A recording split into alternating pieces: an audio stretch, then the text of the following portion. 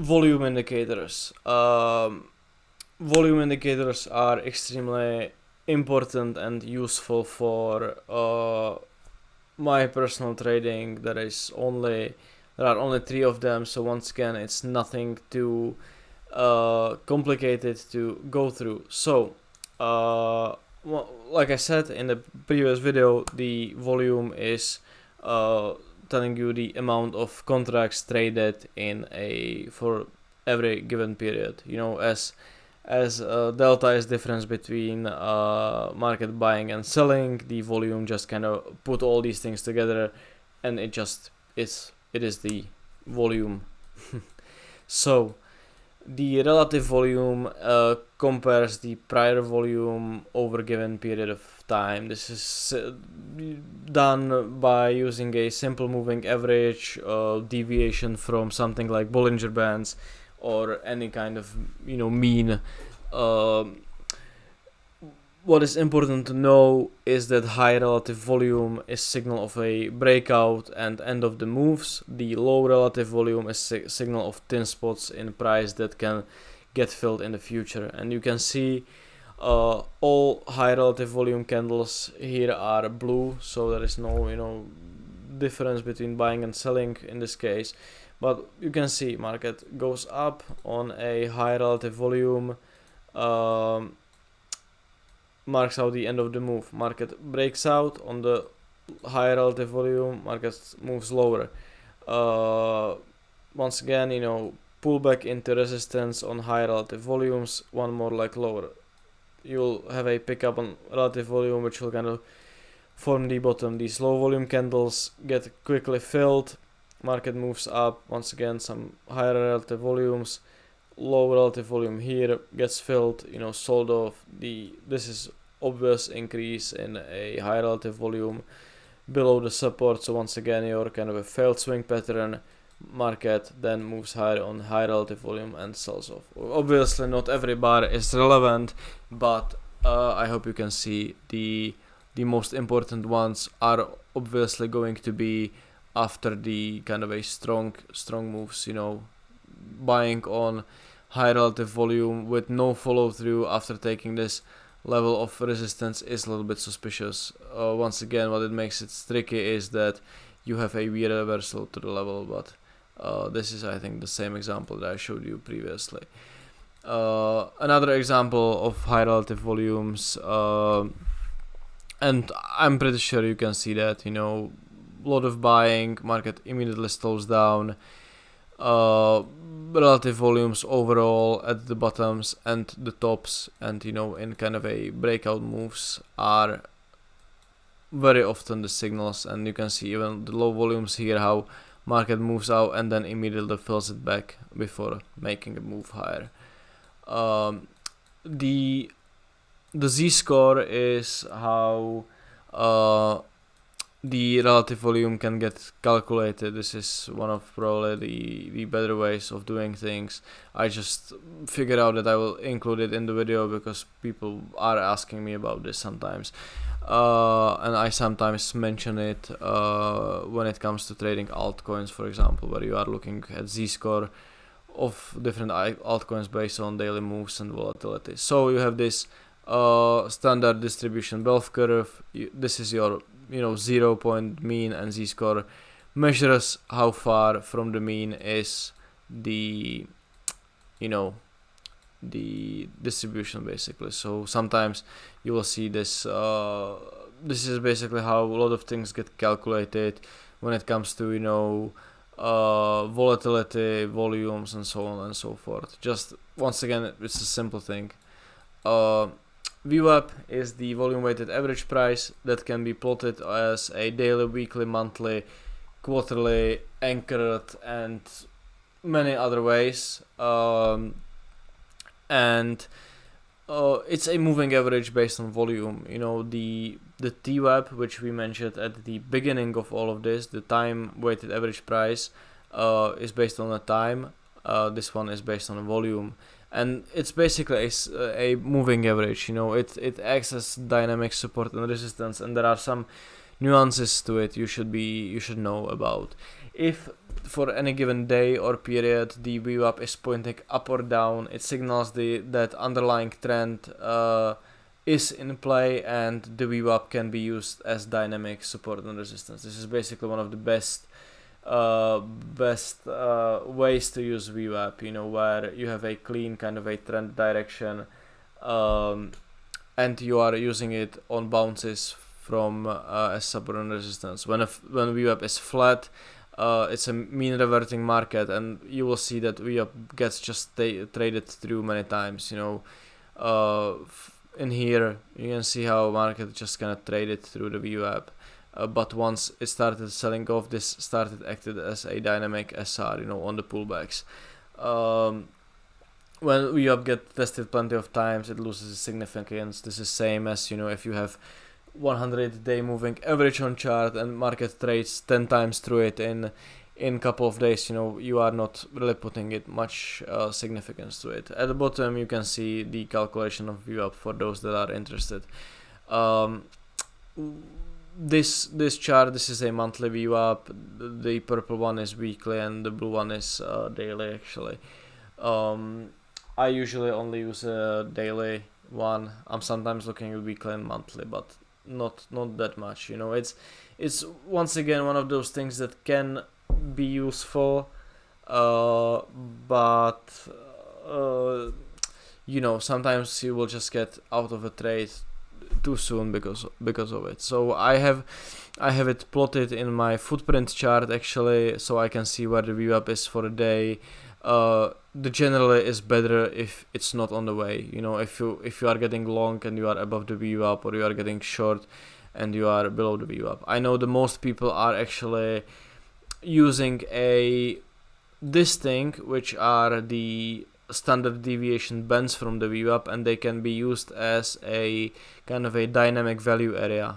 Something I covered in the auction market theory videos, where you basically, this is a weekly VWAP, okay, and you will, from the previous week, you will just extend this and you will use it as kind of a dynamic value area, or once market breaks above the standard deviation, you are basically expecting some sort of a trend move. If that is not going to happen, then you are expecting the mean reversion back to the VWAP or the other side of the band, and when market is just kind of breaking below, you are once again using these as a SR, but once market accept back inside, you can see this is a nice one, where we accept back inside those VWAP bands, and you can play mean reversion towards the mean, which is the weekly VWAP in this case, obviously. So it's a good tool.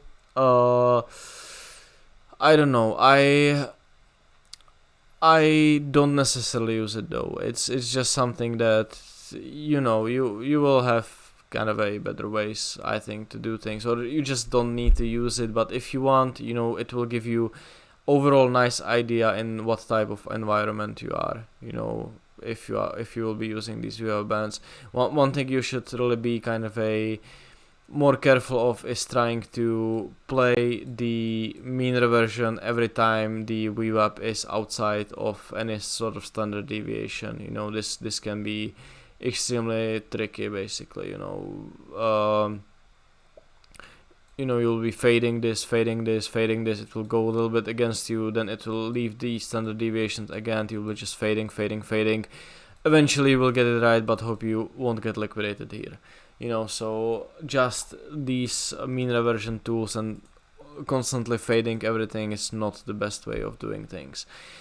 Volume, the point of control for bar to bar basis, I mentioned this couple of times. This is something we will do when we will be swing trading, as you don't need to look at footprint and each transaction at the levels. You can use something like this, which displays a point of control for every bar. I showed you the indicators that are, once again, they are not in Excel chart, but it's on Sierra chart and TradingView, which you won't be using for swing trading anyway. But the bar to bar POC is marking out point of control for every bar. It's a simplified version of footprint because it's you can spot the absorption and also, you know, kind of conviction in buying and selling by just looking at the point of control. In a, you know, and in strong trends you want to see this POC at tops and bottoms of the candles basically, because even without seeing a volume distribution, you can very easily assume right now, after you know all these things, how volume profiles get created, that the POC for this candle, the volume profile for this candle is going to look something like this. Okay, the most volume was traded inside here, so the distribution will be around it. This is a 30-minute chart of gold. On a higher time frames, this is more than enough. You most of the times don't even need a footprint. Footprint is a nice confluence, the delta is a nice confluence, but when you are hitting it of a nice level of reference, which in this case is obviously a support here, you know, you are basically good to go. And if you are scared, you will just wait for the impulse after that and you will buy any sort of pullback. But to quickly go back to this, you know, there are two types of point of control. First one, which is when it's inside a wick and candle is closing at the opposite side. This is signal of this trapped positioning. You know, your volume distribution is around the wick, so everyone who, you know, all these buyers and sellers, or, you know, obviously here buyers, here sellers, are trapped inside these levels. The opposite of that is when you have these kind of a I know the guy who made it popular, I forgot his name, he called them a bulldozer candles, you know, where really the selling is happening and the move and the volume distribution is kind of happening around these levels. Okay, so this is the opposite. This shows a strong conviction in the market. Once again, don't get too insane about this. Okay, it's you know, don't look at POC of each candle. For example, right here you are going long with a clean target above this kind of a flat high, mostly. You know, you have this candle right here, and then you have this candle right here, and then you have this candle actually hits your take profit, so this candle is good. But you have these candles right here, which can be signal of any sort of reversal. You can see that volume is mostly distributed in the wicks. Don't get too scared from these things. Okay, obviously at this point, when we will talk about the trade management, your trade is your stop loss is kind of chilling a little bit above the entry. So the worst thing that can happen is you will get taken out for a, you know, very small profit, but you will find out that oftentimes that is better than you will just get too scared and close the trade here, and because nothing fundamentally here, nothing changed, you know. You still have this sort of a compression you are taking a trade into, and you are, you know, even using a simple SR, you are just above gaining levels of the market structure. So obviously the rejection here is not ideal, but it's better to just tighten up your stop loss under the next point of reference, which is obviously this little bit of a cluster here, than just, you know, exiting the trade in a full and then seeing this to happen in basically the next two candles. Okay, so this is for the POC at the bar. And that's it for the volume and volume indicators. Like I said, it's fairly simple. The high relative volumes, signals of tops and bottoms, and also the strong breakouts. The low relative volumes you usually won't even see. Use them on a higher time frames. These are once again the intraday things in Sierra chart. There are only in a intraday chart books. I used to use them a lot in bonds for any kind of a, you know, pullback levels, but the high relative volumes are more important. And like I said, they are marking out ends of the moves, and also they can be signals of a genuine breakouts in the market.